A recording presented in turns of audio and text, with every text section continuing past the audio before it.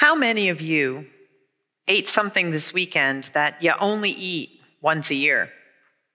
How many of you spent time talking maybe on the phone with people that in other years you might only see once or twice a year?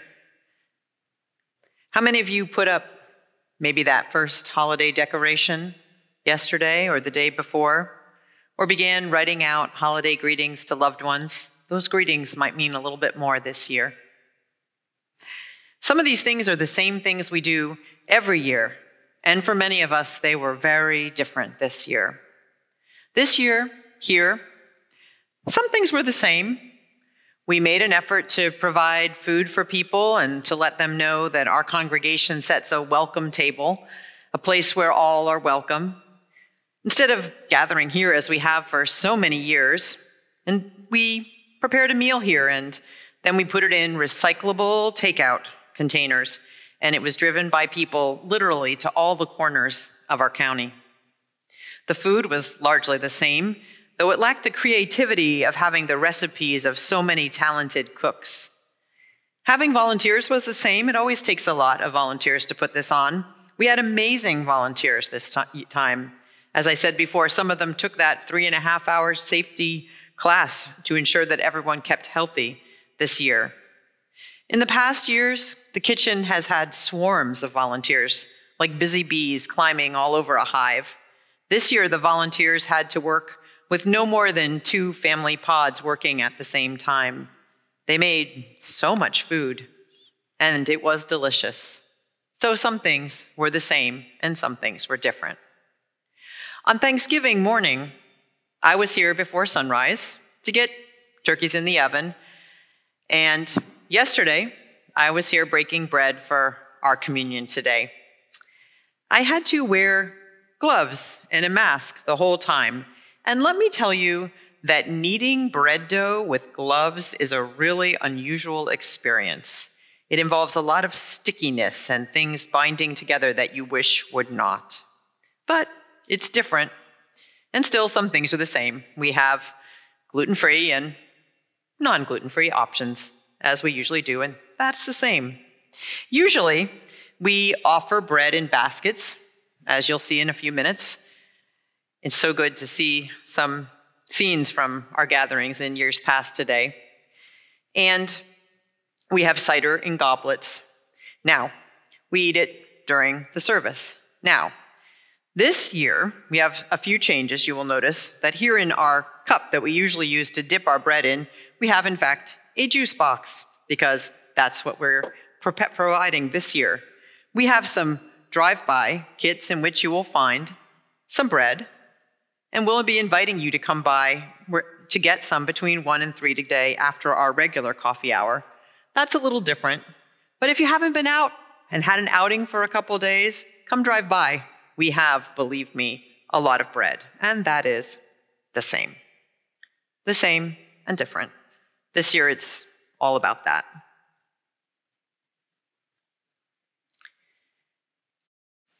So one of the things that is the same is that this is the service every year where we celebrate our bread and cider communion. We do that each year on this Sunday. Why do we do that? Some of you might ask. Though we are not a congregation that practices this ritual every week, we do it once a year to remind us of the connection we have to all who went before and all who have sacrificed so deeply for our faith. In this week in which I have lost yet another beloved colleague who gave much for our faith, this is very immediate in this year for me. So each year we do this and we remember those who believe that we can both think and have faith, and who have done this to follow the teachings of a wise teacher, Jesus. He was a person who thought out of the box and who used the Seder meal of his Jewish people to teach an important message to his followers. He said, "Do this in remembrance of me." And communion tables across many faiths say this, including the ones that our Transylvanian ancestors use. and used, even though practicing their faith for many generations was life-endangering under communist rule.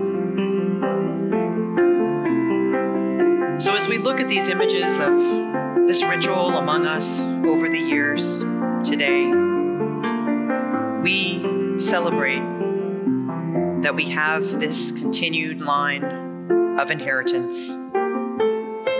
The teacher Jesus knew that a time was coming when the people who he had gathered as his community would not be able to be together. A time when people would not be able to be physically with him.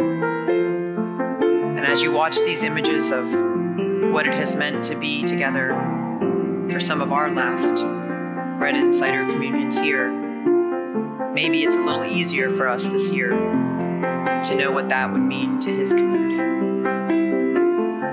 Jesus knew that his teachings, especially the ones that even the poor, even the despised were worthy of God's love, were messages that would eventually cost him his life. And he wanted his community to know that even when they cannot gather with him physically, they could be together in spirit of those teachings, that everyone deserves to be at the welcome table. Those teachings, the same and different.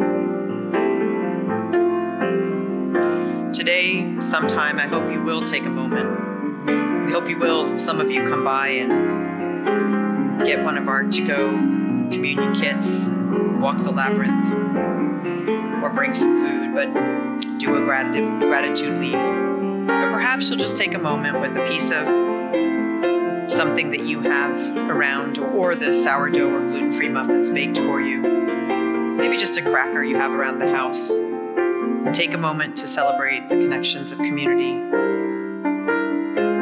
Those who study such things say that Jesus' disciples broke bread together in the depth of their grief and fear, asserting that the forces of empire, violence, and evil would not extinguish the forces of life and love. This year, we can also join in those hopes and in our affirmations that we will do everything in our power to make that true. We can break bread in this time of unspeakable loss and do so as an act of resolution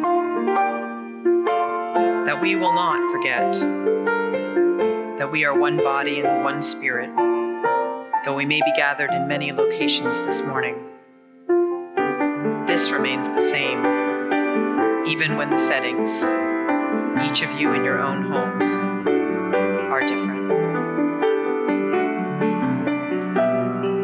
Over the years, many of us have come to question the validity of celebrating a Thanksgiving which commemorates a narrative with little basis in fact. And we also have come to question, many of us, why we preserve an observation of a tradition and ritual centuries old, tied to doctrines often that are not ours.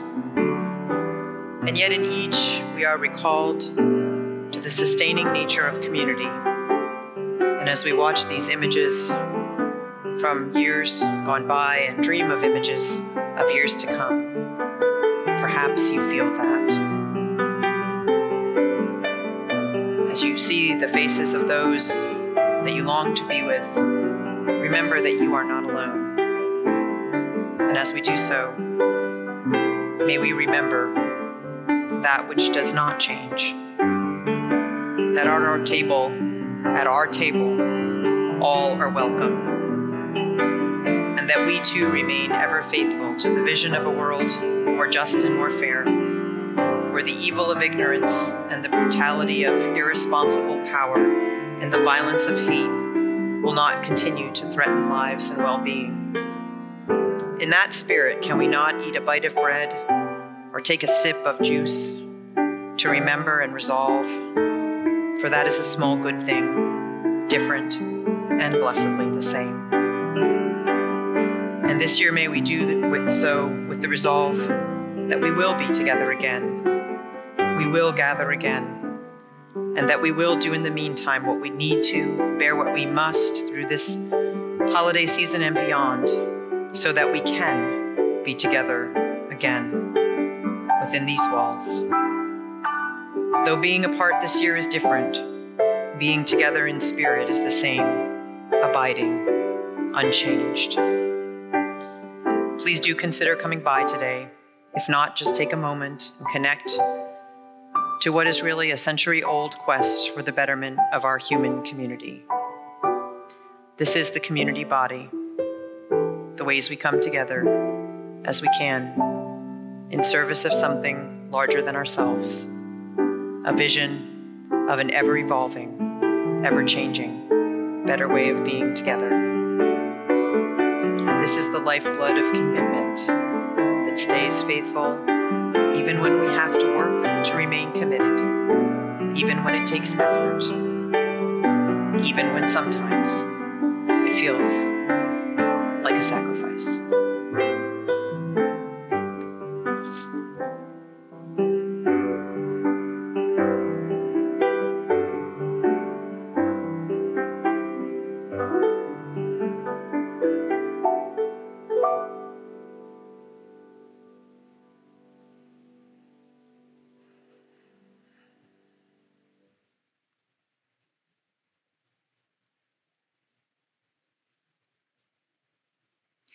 In these difficult and challenging times, may we remember what is different also masks what is the same.